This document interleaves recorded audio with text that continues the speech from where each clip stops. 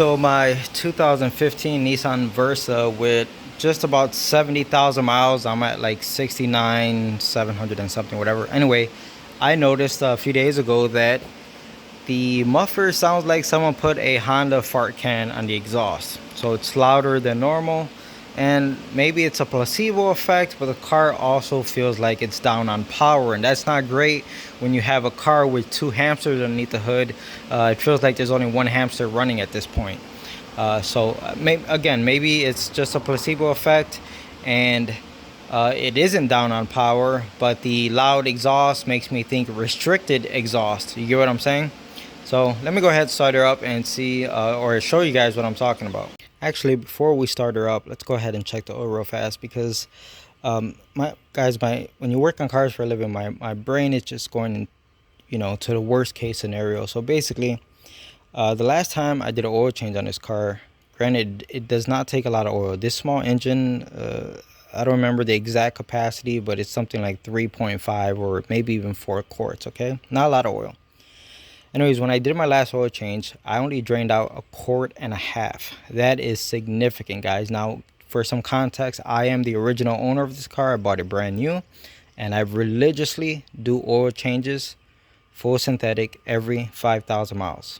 Okay, well, the fact that it's a 2015, we're in 2025, that's a 10-year-old car, and I'm just about to reach 70,000 miles. Could tell you that I don't drive the car much, and I do baby it. I change all the fluids on time. Getting to my 5,000 mile mark, and I did an oil change, and I only got 1.5 quarts out of it, even though the car has no oil leaks. It's a bit concerning. So anyway, I changed the oil, a few weeks ago, and right now I'm at about, if I remember correctly, 1,300 miles on this existing oil. So I wanted to see after 1,300 miles, let's see where the oil's at. I just cleaned off the dipstick. You can see the oil still has a nice golden brown tint to it. The oil is cold, the engine is cold, and hopefully that shows up, but we are still perfectly full at 1,300 miles. So that's great.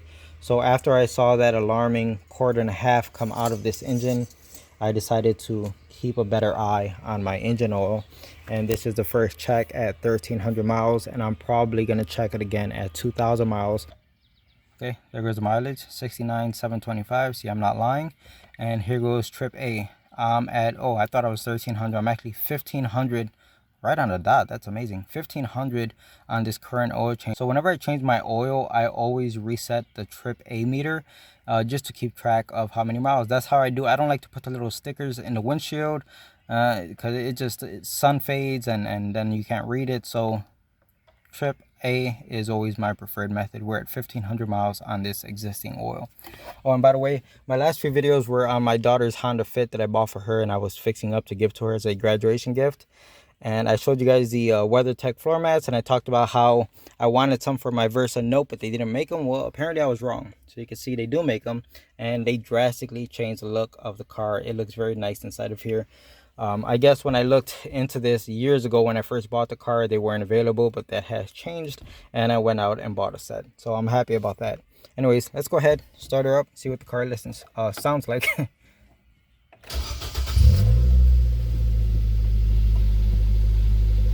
Yeah, I don't know if you guys are picking up on that, but it sounds like it's got a fart cannon on it. I'm gonna rev it up.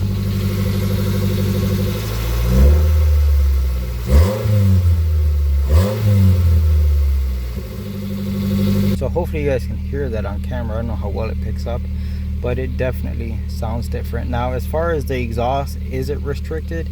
I feel like whenever you try to raise RPM, I think the RPMs raise up just fine, and I'm definitely not restricted on the speed that the car could go. I could easily get up to 70 miles per hour on the expressway. Well, not easily, because like I said, we got two hamsters underneath the hood, but I could get there normally. What I want to do next is, I thought about doing a visual inspection on the exhaust, but maybe it'll be easier to just put a smoke machine in my tailpipe. Someone's gonna say something about that, but put a smoke machine on the exhaust and let's look for leaks. That way that'll be a lot easier. All right, guys.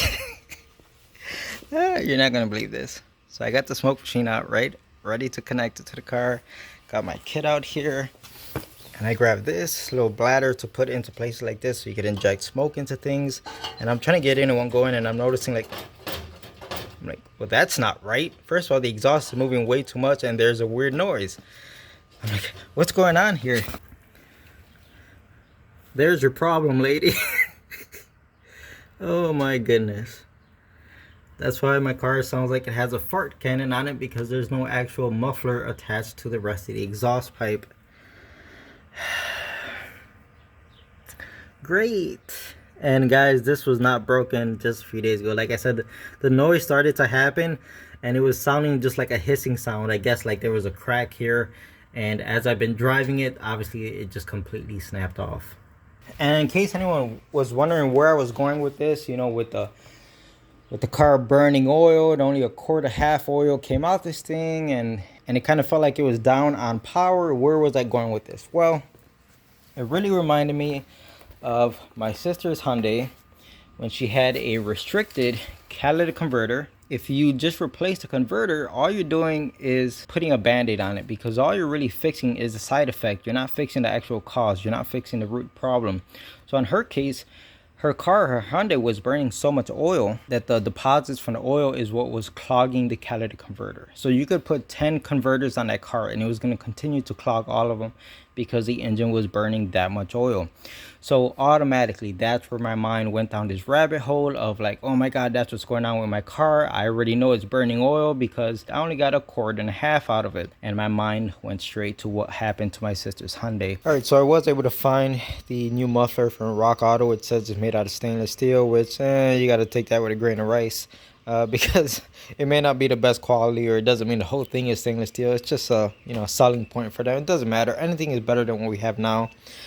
So what I want to do is, that exhaust is only hanging on with one hanger. Okay, and I don't want to be driving around like this, because if it just lets loose, then we're gonna have a exhaust that just falls off the car, or it's scraping on the ground. I don't need any of that. So let's go ahead and remove it right now.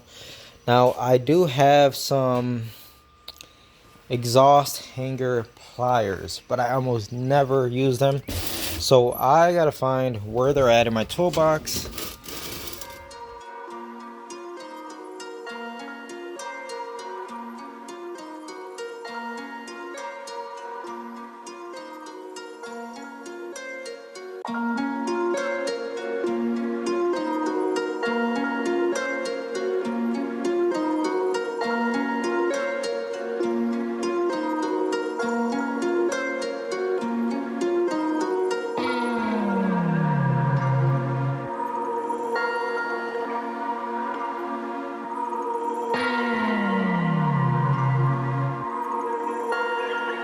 And we're back to the first box.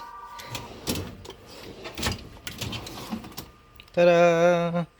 How did I skip? I checked every other drawer and I freaking skipped the one that was in it. What are the chances of that? That shit makes no sense. But these are the pliers I was talking about. It's absolutely infuriating when you know you have a tool but you can't find it. Alright, so there's only one hanger on this exhaust, I might have mentioned.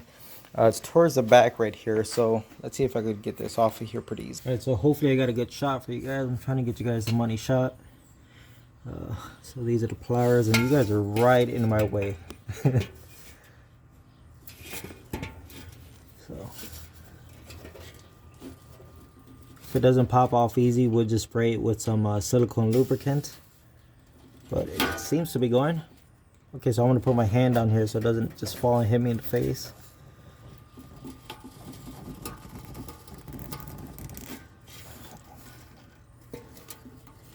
Look at that. Guys, these are relatively new pliers to me.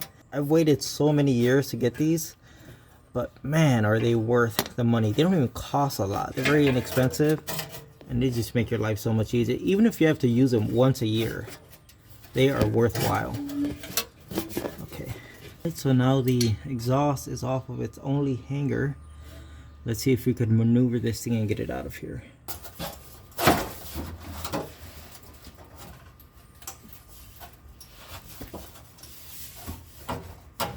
Why does it feel like there's another hanger holding this thing up? I thought there was only one hanger and I didn't want to take that chance of it like actually falling off, but there's a second one back there. With two hangers, this thing would have been perfectly fine. I mean, it has to come off either way, but with two hangers, I wouldn't have been worried about it falling off while driving. But we're already halfway there. We might as well just finish the job and pull this exhaust off. All right, so I got out that second hanger. It was much more of a pain in the butt to get to, but it is off.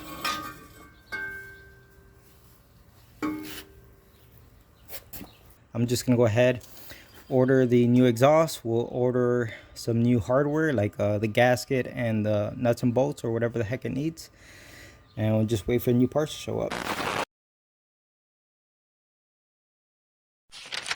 So it's a few days later and we got in the muffler from Rock Auto. So here it is right here.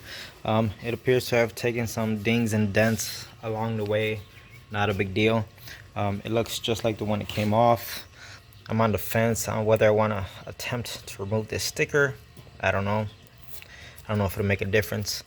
Here was the flange side. Now I did order some new like hardware, I guess. So Dorman, that's the part number for this, and it's the springs and the bolts. Now these go further up, guys. I'm going to show you why I bought this stuff. So this is the rear gasket that connects the rear muffler to the mid pipe, if you want to call it that. And here goes a donut that connects basically where the catalytic converter is to the mid pipe. And the reason why I bought this stuff is because I do think I'm going to end up pulling off the mid pipe. It'll just be a lot easier to work with. You guys saw how rusty that end is, where we have to try to remove the old part of the muffler that's still bolted on. And it's going to be a real nightmare trying to work with it on the car, where it's just 10 times easier to remove it off the car and work on it like that. Now that mid pipe, which I'll show you guys in a second when we're removing it, guys, if you're doing this stuff DIY, trying to do this stuff in your garage, you have limited tools, just save yourself the headache and buy the entire mid pipe as well as a muffler and change it all out as one big bang. It'll just make your life a lot easier. I only have one set of ramps, and since we're going to be disconnecting the mid pipe, it's closer to the front of the car than it is the rear, so I want to get the front end of the vehicle up on my ramps.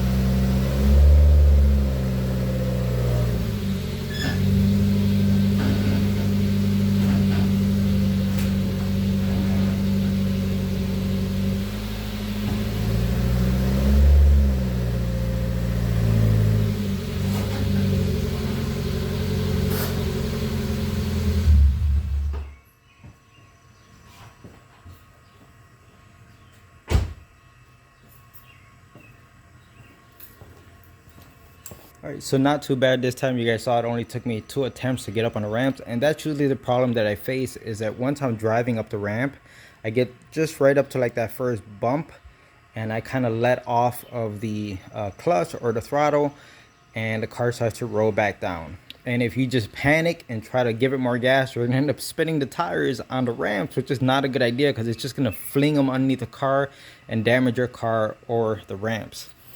So I got pretty lucky on this one, and I do smell clutch slightly. It almost smells like, here's the best idea I could give you. You ever smelled what, like, say like a mouse or a rat, okay, if it dies, you know, that decaying net, like it smells like a dead mouse in here. That's kind of what a clutch smells like when it starts to burn. I'm getting a hint of it right now, but not too bad. So right below the passenger or driver door, if you go underneath the car, this is the flange we're going to be disconnecting next. It's going to be this one right here. All right, so all of this is going to come off the car. And this is what I was talking about. So that's the flange where we got to connect the new muffler to. But not only do we have to take off those really rusty nuts, but we also have to deal with trying to prep the surface to make sure we get a good seal. And with this thing mounted on the car, it just makes it that much more difficult to work with something that's so rusty. Now, looking at the condition of this pipe, I'm sure a lot of you are saying, why didn't you just replace this mid pipe while you're at it? You're taking it off anyway. And yeah, but it was just going to cost me extra money at this point. And guys, the Versa to me is just a get me from point A to point B type of car. You know, I do my regular maintenance on it, but I'm not going to go out of my way to put money into it that it doesn't need. So basically, the pipe still works. This mid pipe still functions. It's not broken. And the fact that I'm putting new hardware on that joint right there, and we're gonna have new preferably stainless steel hardware back here. In the future, if this mid pipe ever develops a leak or cracks somewhere else, it'll be that much easier to replace it because all the hardware is pretty much new, if that makes any sense. So basically, don't fix what isn't broke. All right, so luckily these bolts don't look that rusty. They look pretty good. They're 14 mil. Let's see if I can get them off with a wobble. The nice thing is I got brand new batteries for my Milwaukee M12, the 3.0. Yeah, nothing like paying $100 for 2 freaking batteries, right? Anyways, let's see if it has the beans or the salsa to get these off of here.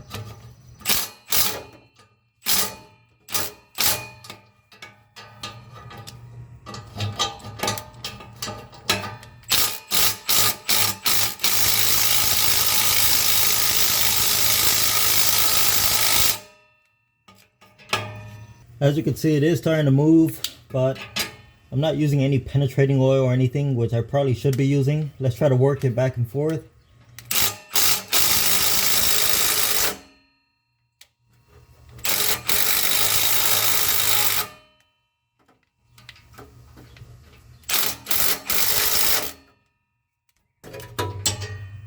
All right, the first side's moving. That one's about to fully come out, so let's work on this side next.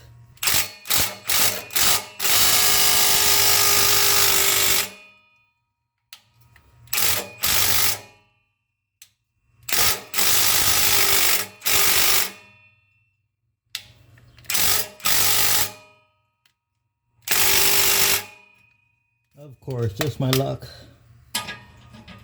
Let me get the bigger impact gun.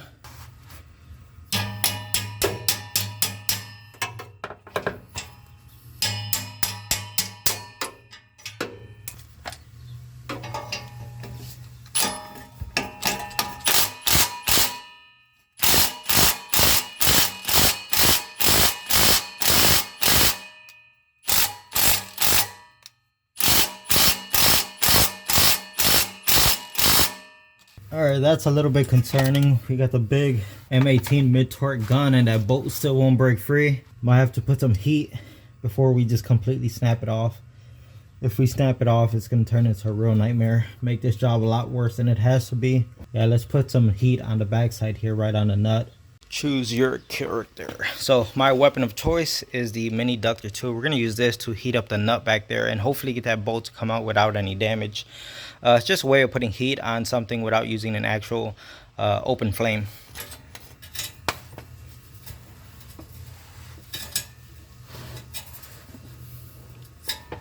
Let's see if this works. It does take a little while.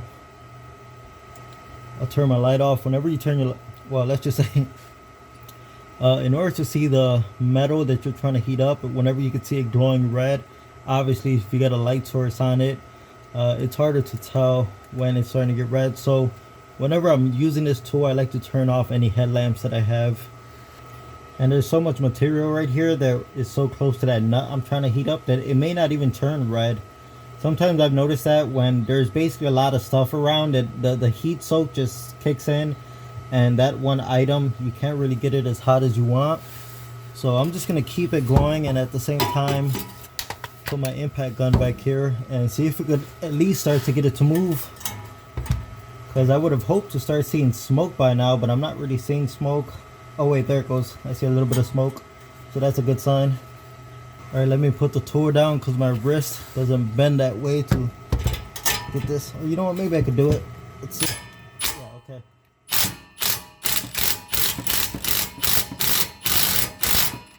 And it's moving. The power of heat. Alright, we can put this down. Turn back on my headlamp. Instead of forcing it when it gets tight, it's a good idea to just back it off. That's a good way to clean out threads, is when you just kind of work the bolt back and forth and clean the threads out.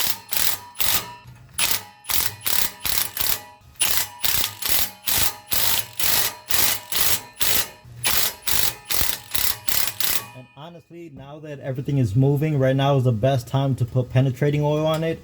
That's where it really shines. I'm going to do that instead of testing fate here. Let me go get some penetrating oil. All right, so we'll spray both of them. Oh, yeah, that's so funny. It's going to show how hot it is going to be, right? It must be very hot. All right, that might be good enough. No, I'm wetting my brand new battery. All right, let's give it a go again.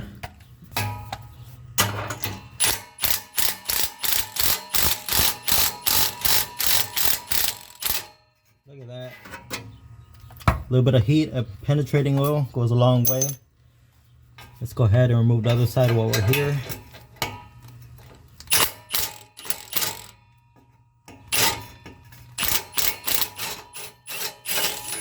Oh, the liquid just burned me. Alright. So, technically this should just separate. The only thing holding it together is the rubber hangers. And there it goes. It's separated. And this time around, I'm not forgetting where that tool is at. Look at that. First try. Doesn't get any easier than this. Spraying them with some lube would be really helpful, but I'm sure it'll still work.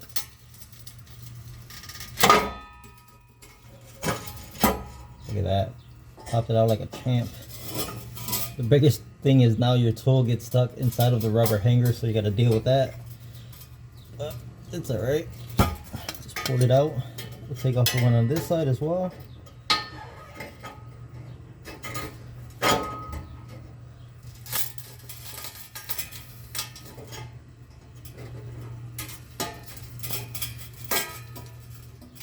Make sure it's not hot. I'm gonna go ahead and support it just to make sure it doesn't hit the ground, because this is the last hanger holding it up.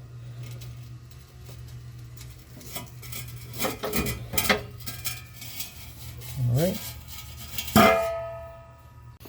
Alright, now with the piece off of the car, you can see why it's just beneficial to take the whole thing off instead of trying to fight this mess while it's on the car.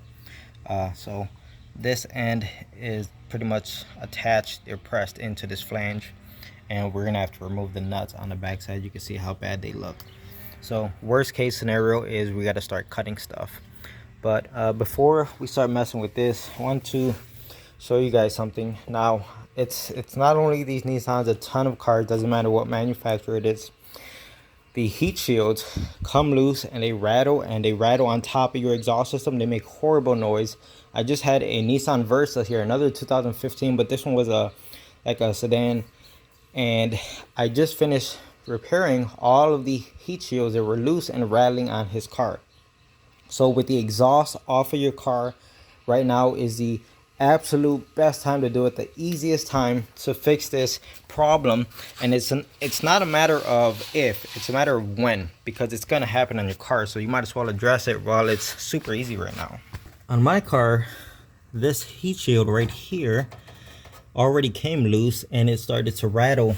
So the solution is actually really easy. You take off the nut, you put a large washer on, and then you put the nut back on. Basically, the tiny little flange head of the original nut that goes here, eventually it rots out away, and the heat shield is able to fall past it. And once it falls past, the heat shield is now just basically rubbing and hitting your exhaust. So as you're driving, it's making horrible noise because they're contacting each other. So you can see same thing over here. So this heat shield already came off while I was driving, and I got that fixed. This one a little bit further back, I have not addressed that issue, but I'm going to do it right now. This is what I was talking about, that the factory little nuts that come on here, eventually the metal will rot away from vibrations and it actually fall right through. So it's not really so much that it's rusting because it's aluminum, but the vibrations is what causes it to fatigue, and it cracks all the way around the nut, and this whole heat shield just falls off, and it just stays. It doesn't fall off of the car, it just falls off of its mounting place, and it'll just rattle horribly on your car, make all kinds of bad noise. So obviously with the exhaust off of the car, there's no doubt that right now is the easiest time to fix it. And in fact, look at this. This is exactly what I'm talking about. This one's already happening. You can see how it has been torn off from right there. This I don't think is due from it fatiguing and cracking. I think this might have been from something I ran over. Either way, it's the same exact problem. You can see it makes a lot of noise right now, but imagine when you're driving and it's just banging up against your exhaust system. It's a horrible noise. So let's go ahead and address all of this right now before we put the new muffler in the car. Since we're going to be fixing the heat shields, and honestly I could use extra space just to make it easier to work on the car, I'm going to leave the front end of the car on the ramps, but I just went ahead and jacked up the rear end, as you can see, and we're plenty of distance off the ground. I'm going to grab my 2 jack stands and put them right here, just to make sure we're working safe. All right, just a correction, I put the jack stands right here, not on this portion. Okay, there is a designated spot for the jack stands. Okay, so these are all going to be 10 mil nuts, so basically just grab your impact or just regular rads or whatever you're using, work it back and forth, guys. Oh, one big thing here, you do not want to break off this stud because it becomes a real nightmare. This one right here actually broke off on me, so then I had to come in from this factory hole in the body and feed a new bolt in from the bottom, if that makes any sense. Basically you just want to avoid snapping them off. It just makes your life a lot easier. So let me get some penetrating oil, we'll spray it down just to ensure that they come off nice and smooth. All right, go ahead and spray it down, and do not be afraid to work the nut back and forth. The goal here is to not snap off the stud. So working back and forth is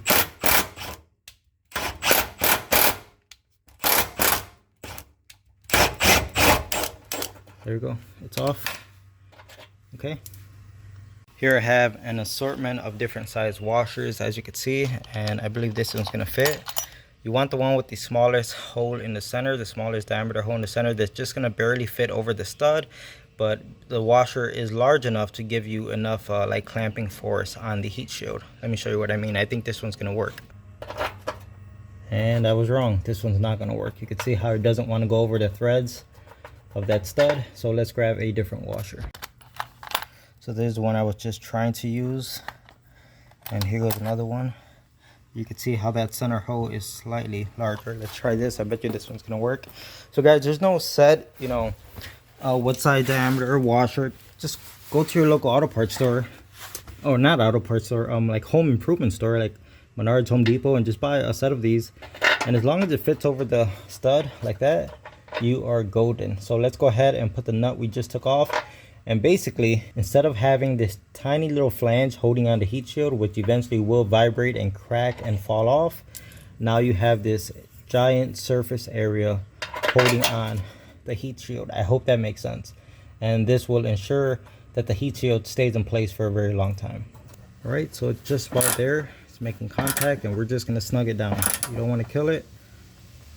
Just give it a nice little snug with a hand ratchet, and that's good enough. And what I like to do is, you could even see on the ones I already replaced, you see that golden stuff? I like to spray CRC on all these things I mess with, just to protect them from corrosion. So in the event that I ever have to mess with them again, they're not all rotted away and they come off very nice.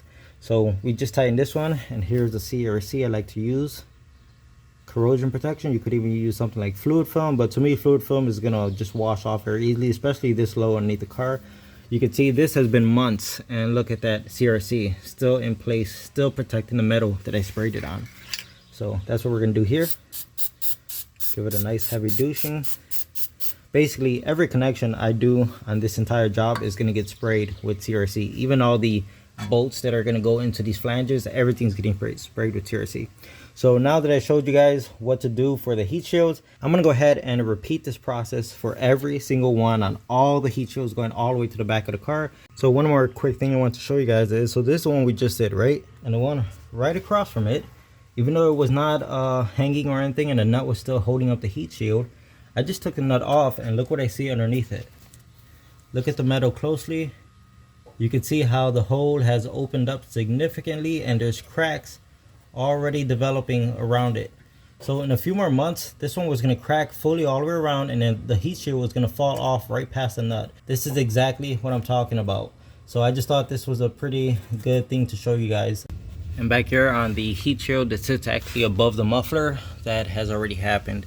You could see the hole back there, how massive it is, and that's just falling off, guys. I haven't even touched it. As you can see back there, the two nuts are still in place, and that's why or how they fall off.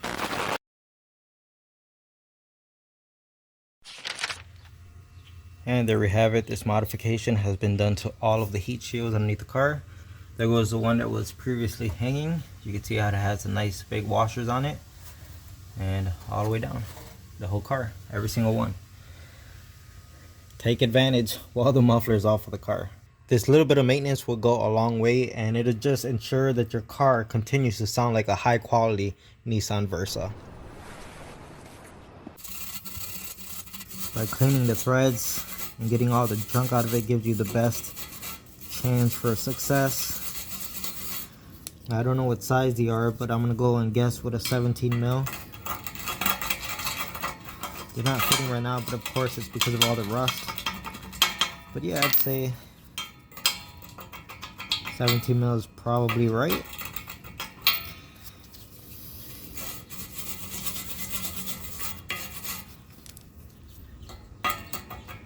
It's a little loose. Let's try 16 mil. When you're dealing with crap like this, you want the tightest fit possible on the nut, or else you're gonna have a pretty good chance of rounding it off. Now this side seems to have a little bit more meat on it. I'm sure at one point they were 17, but because of the rust, you know, it just takes the metal off. Alright, so I got a 16 mil right here, and yeah, that's going on, especially if I give it a few whacks with something. I don't got a hammer with me, but yeah, I'd say 16 mil fits pretty good now. Before we do that, let's number one, let's just gonna use some air right here to get rid of all the rough chunks. Penetrating fluid just to help. Alright, get the impact gun.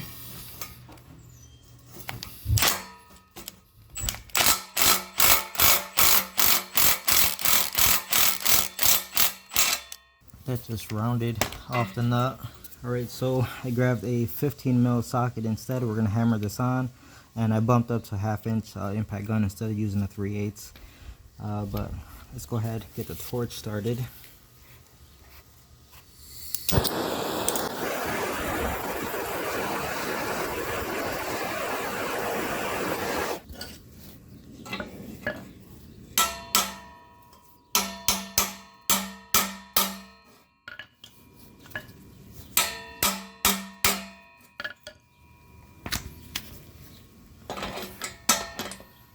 I should have chose a longer extension. In fact, that's what I need. It's not going to clear the impact gun.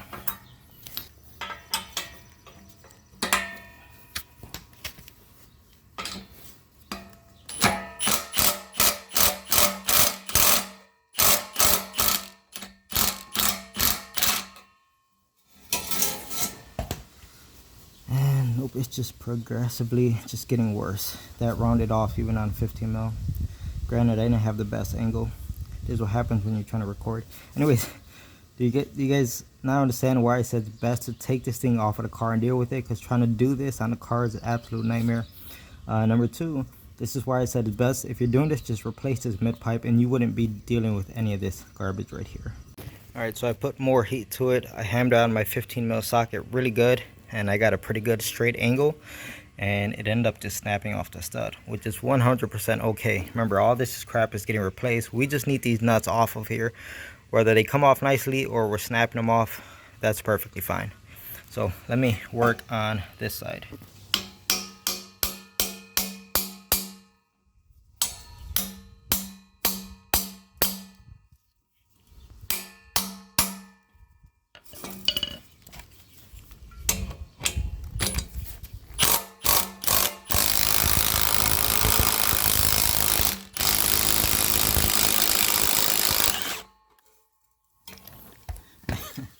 And as you saw, the other side did start to spin off, but eventually it snapped.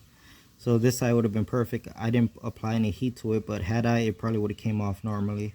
But all we need is for this crap to get off of here. So that's one way of doing it. It works perfectly fine. Now all we have to do is clean up this mating surface right here. You can see our old gasket in place, that ring. That's the one that we have a replacement for. Alright, so that's off.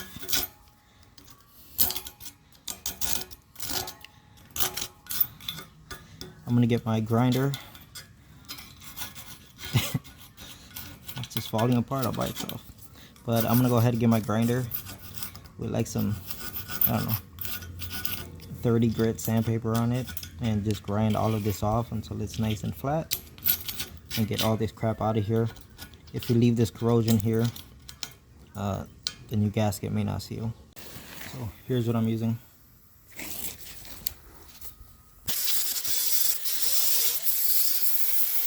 Alright, so I'm all done cleaning it. It's not perfect, but it doesn't need to be.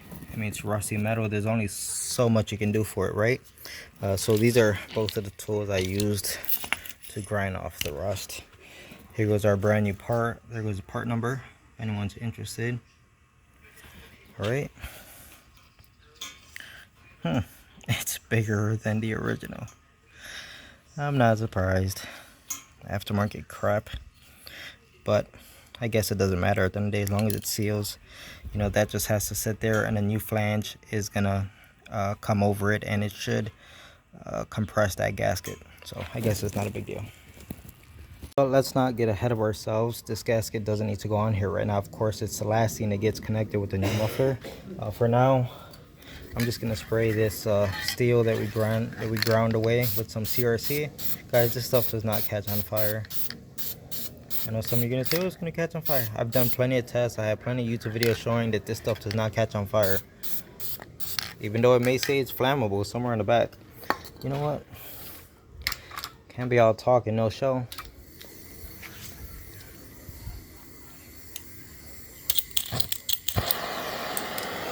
I just sprayed that, right? CRC. Oh no, why isn't it catching on fire? Look at that. No flames, no nothing. It's not flammable, guys. It's not going to catch on fire. Alright. So we need to prepare this thing to go back on the car. This is the end where the other gas is going to go. So I'm going to go ahead and clean this out, but this looks really good. It's still in great condition. Nowhere near as much corrosion as the other side. I don't know if I showed you guys the part number, but here goes the gasket that goes there, right? And there goes the part number for that. The first step is to put this back on the car, and it needs to be hung on the hangers first, the rubber hangers. You can see how rusty these things are. So I'm just going to grab a little bit of grease and put them on here to make sure that the rubber hangers slide over nice and smooth. And then we can attach this side with the new donut. And also we got the new hardware I showed you guys. We got the new bolts and springs for this. Just regular old wheel bearing grease. Nothing fancy.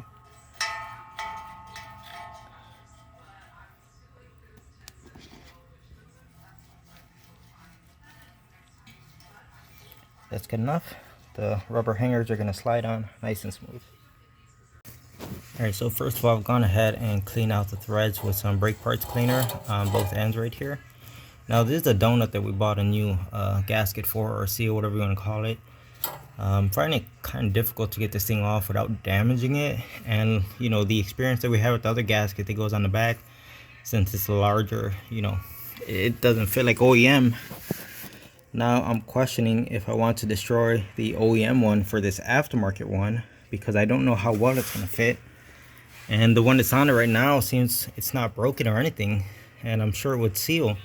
So I'm trying to like match them up, and I mean, maybe it looks like it might be a slightly larger ID. I mean, maybe it'll work, but the fact of the matter is the original one is in perfect condition. It's not cracked or broken anywhere. And the fact that it's so hard to get off, if I force it off, I'm gonna damage it. And if the new one doesn't fit perfectly, then I'm in for a world of trouble. But guys, I think I'm gonna just make the call, leave the original one.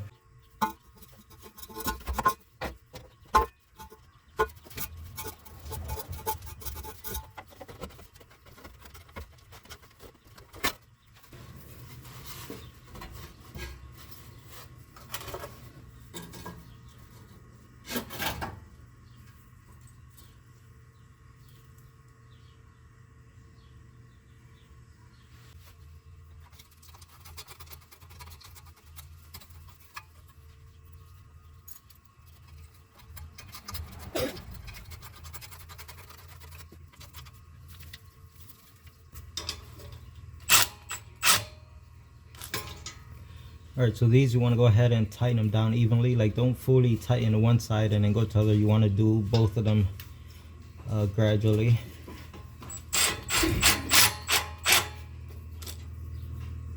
Just to make sure it compresses on the gasket nice and even. Now, as you guys saw, these are dormant parts, and they do appear to be fitting. At least Dorman did something right. And they have a very clear shoulder on the actual bolt itself when they bottom out. So once it bottoms out, you physically can't tighten them anymore. And in fact, trying to tighten them anymore isn't going to make any difference. All you're going to potentially do is damage your new fasteners. So the springs are under tension and they're holding the exhaust together. It seems to be working just fine. So now we could go to the back of the car. Before we go to the back of the car, let's go ahead and spray the new bolts with CRC just to protect them, especially on the threads. The whole point of this is, in the future, if this stuff needs to come apart, it just comes off super easy. No fighting rust like we did the first time trying to take all this crap apart. So that's the only reason for protecting everything.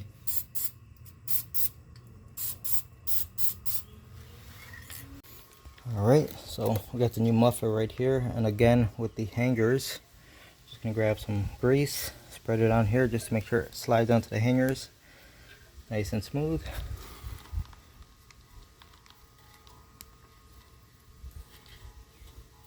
And that sticker, guys, yeah, I'm not concerned with that.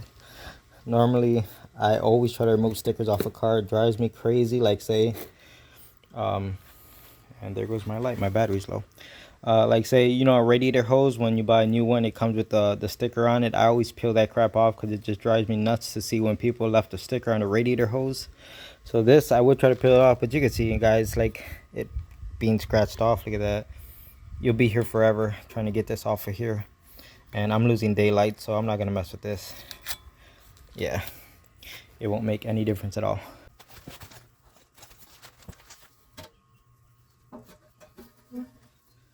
So just like the front pipe, I think the first thing to do here is to connect it onto the rubber hangers.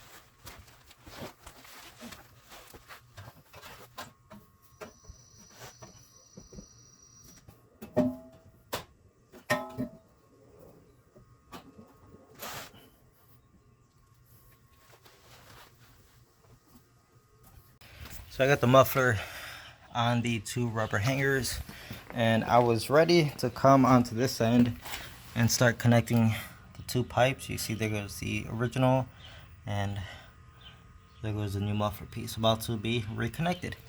And then I remembered, oh crap, I never went to buy the new bolts and the nuts to connect this thing. Remember, the old ones were part of the muffler and they snapped off. Obviously we weren't going to reuse them.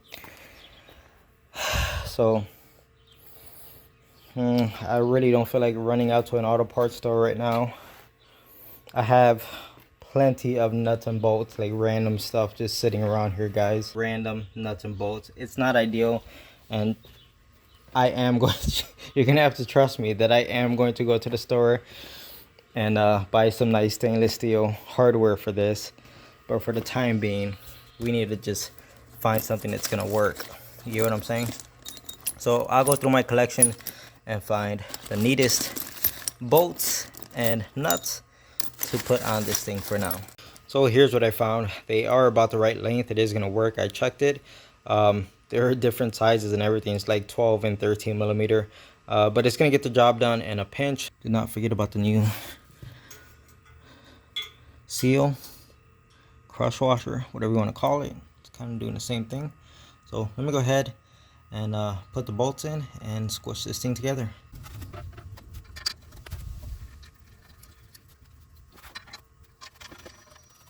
Alright, so far so good. Let me go ahead and torque these down. So I did end up using a 1/4 inch impact gun to tighten both of these, only because limited space, I couldn't get the torque on them that I wanted to. You can still see between the two flanges, we can see our new gasket inside of there. So I'm not a big fan of, you know, how loose it fits, but they're fully torqued down. Let's see if we don't have any leaks. We're good to go ahead and start up the car at this point. The new muffler is pretty much sitting in the factory location. You can see how much it sticks out from the bumper. I don't remember exactly how much the original one stuck out past the bumper, but that's where the new one sits. She sounds like a Honda with a fart can.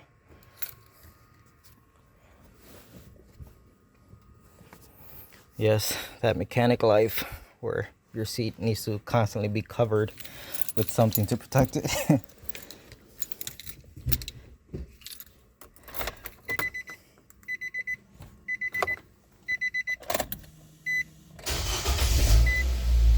Oh, it sounds way better. Just how I remember it. Just give it a little rev. Oh yeah, nice and quiet. Just like a high quality Nissan Versa should sound.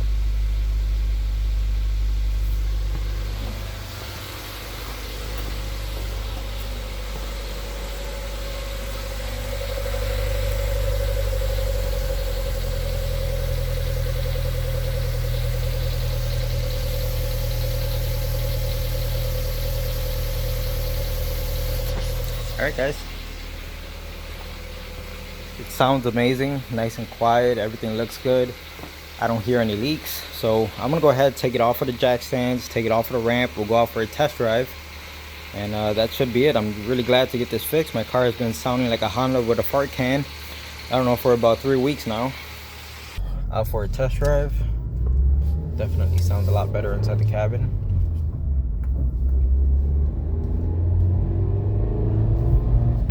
You know what? The car feels normal. You remember at the beginning of the video I was saying how it feels like it's down on power? No.